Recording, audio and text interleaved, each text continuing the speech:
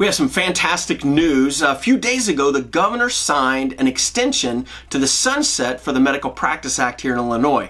The Illinois Chiropractic Society, along with many other covered physician associations, supported this legislation. What makes it unique is instead of a 1-year extension, we were able to get a 2-year extension this go around. Now, for those who do not know and don't understand the sunset, most, if not all, regulatory provisions in law, in other words, regulatory acts, have a sunset. And the idea behind this is to make sure that the language and the wording is still appropriate, and it gives an opportunity for that language to get cleaned up.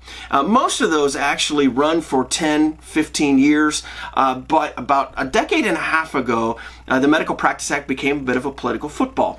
And such, then it requires a sunset extension about once every year. In fact, that's all we've had for the last long time is 1-year extensions on our sunset until this year, and now we got a 2-year. So we don't have to worry about anything until 2019. Now, in addition to the sunset extension, this particular legislation that the governor signed also makes a couple other minor modifications. Nothing new as far as requirements for you, because we've already told you that they're requirements, because really they're covered either under the rules or on other acts that are already out there. For example, it's requiring that you make sure that you maintain your address and your email address.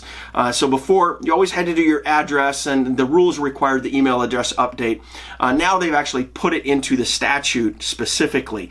So you have 14 days after a change. So if you shut down an email address that's actually attached to your license, you want to make sure you go out to IDFPR and get that updated as soon as possible. You only have 14 days to get that done. So you want to make sure you take care of that.